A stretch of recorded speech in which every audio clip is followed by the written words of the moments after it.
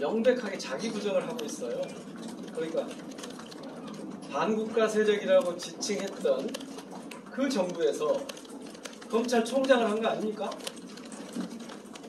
그런데 자신이 복무했던 그 정부의 정책에 대해서, 노선에 대해서 지금 부정을 하면서 자기 부정을 하고 있는데, 이건 무슨 뜻이냐면 실제로 대통령직을 수행하는 데 별로 적합하지 않다라고 하는 것을 증명하고 있다고 해요. 미디어 오늘 SBS입니다.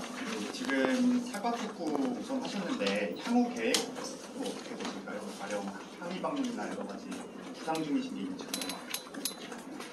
저희가 말씀하실 때 가운데서 하셔야 됩니다. 예, 마이크. 아까 원내대표단에서 잠깐 마이크 밑에서 있고요.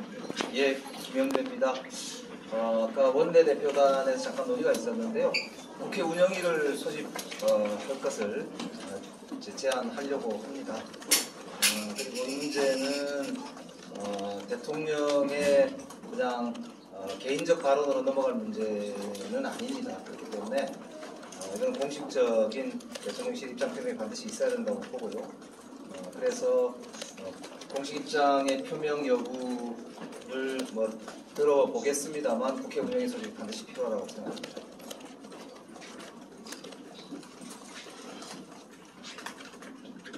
윤석열 대통령이 민주당을 지지했던, 그리고 더 많은 문재인 정부를 지지했던 더 많은 국민들을 사실상 반국가 세력으로 규정을 한 이 놀라운 언동에 대해서 규탄하지 않을 수가 없고요. 이런 윤석열 대통령의 상황 인식이라면 사실상 대한민국은 내전 중에 있다고 봐야 됩니다.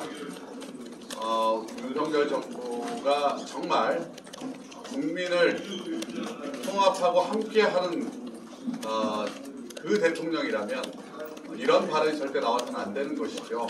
저희는 윤석열 대통령의 잘못되고 비뚤어진 인식을 바로잡기 위해서 어떤 가능한 수단도 다 동원해서 싸워나갈 것입니다. 문재인 대통령께서는 뭐라고 통화해보셨습니까? 뭐라고 하시던가요? 통화해본 적이 없습니다. 박상희 의원이 아마 진성규 선배님께도 말씀하시겠습니다. 그 질문인데요.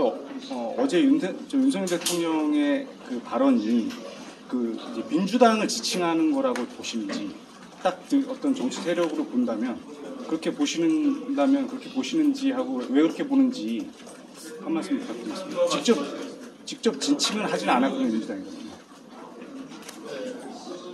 우선 두 가지를 보면, 하나는 종전선언과 우리가 남북이 제재 완화하는 얘기인데, 민주당에서는 강제 한반도 종전선언을 추진하지 않은 결의안을 제출한다 했습니다.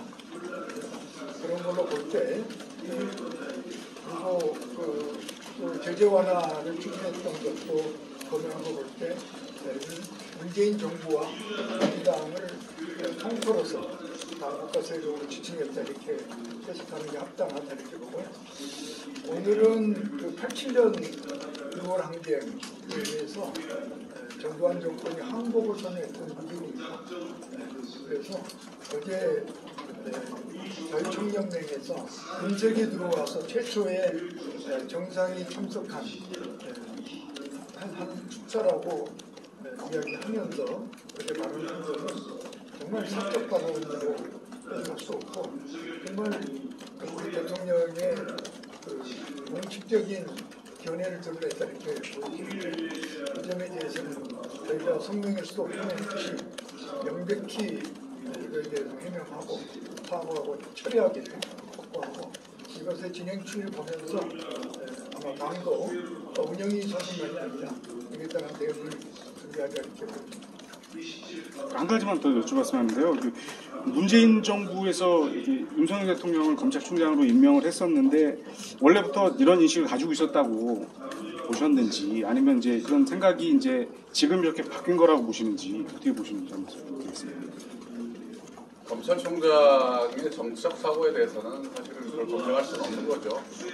검증할 인정할 수는 없는 것이고, 그러나 이후에 윤석열 전 검찰총장, 윤석열 대통령의 인식이 매우 편협하고 그리고 결과적으로는 극단의 어떤 사고 체계로까지 흘러가고 있는 거 아니냐라는 거에 대한 강한 우려를 하고 있습니다. 어제 지금 발언의 핵심은 반국가 세력, 그러니까 국가정체성 부정 세력으로 이제 규정을 했는데 이에 대해서 또 앞으로 지금까지 의원님들께서 가장 크게 느끼는 문제인지 어떤 게 있으신가요? 제가 우리는 그동안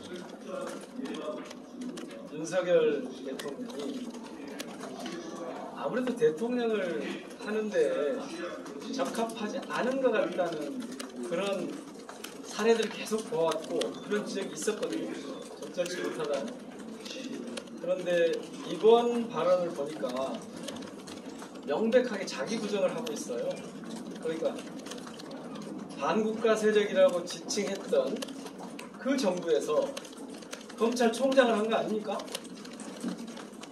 그런데 자신이 공무했던 그 정부의 정책에 대해서, 노선에 대해서 지금 부정을 하면서 자기 부정을 하고 있는데, 이건 무슨 뜻이냐면 실제로 대통령직을 수행하는 데 별로 적합하지 않다라고 하는 것을 증명하고 있다고 해요.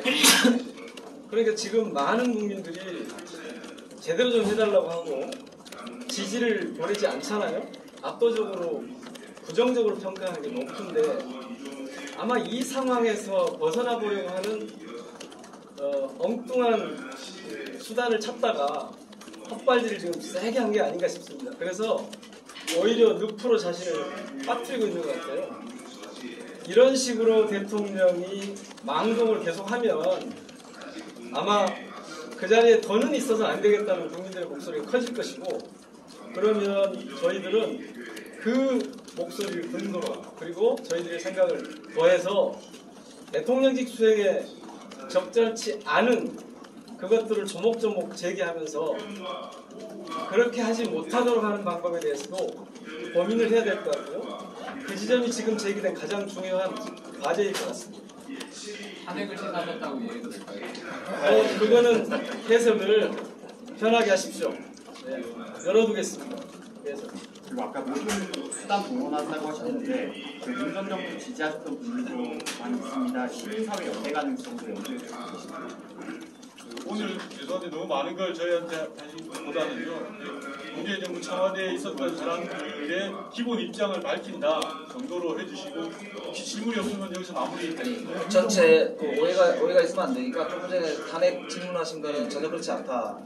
더 정리를 하시는 게 탄핵으로까지 확대해서 그렇게 오해하실 일은 아니다. 네. 그리고 한 가지만 제가 더 말씀드리면, 종전선언이 본격적으로 논의되기 시작한 게 2018년 4.27 남북 정상회담부터 시작해서 그 이후에 6월달에 있었던 싱가포르 북미회담, 그 다음에 그 다음에 19년도 있었던 하노이까지 다 이어지는 논의의 굉장히 중요한 주제였습니다. 그 당시에 윤석열 대통령은 서울중앙지검장이었습니다. 만약에 그런 세력들이 반국가 세력이었다면 본인은 거기에서 이 범죄, 그것도 국가를 부러뜨리는 범죄를 지켜보고만 있었다는 거죠. 이런 상황들, 논리적으로 맞지도 않는 이야기, 그 다음에 본인의 입장이 바뀌었다고 해서 지금 그 당시의 역사적인 행위에 대해서 그걸 반국가 세력으로 규정하는 얘기는 정말 비판받아 마땅하다고 생각합니다.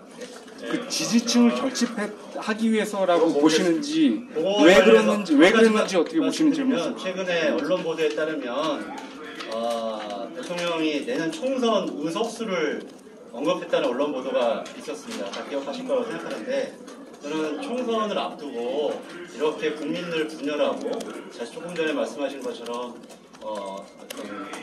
세력을 규합하려고 하는 그런 생각도 대통령이 갖고 계신 건지, 아니면 저희들이 의혹을 생각하는 것처럼 어떤 참모들이 그런 생각을 갖고 있는 건지 모르겠지만, 이렇게 총선에 깊숙하게 개입하려고 하는 의도였다면 매우 유감스럽고 앞으로도 더 이런 상황들에 대해서 예의주시하고 이런 부분들에 대해서 강력히 행동해 나갈 것입니다. 네, 마지막으로 이 연장선상에서 오늘 그 대각 관련해서 좀 이렇게 평가하신다면 좀 어떠실까요? 그런데 저는 여기 나중에 하시죠. 나중에. 예. 개인적으로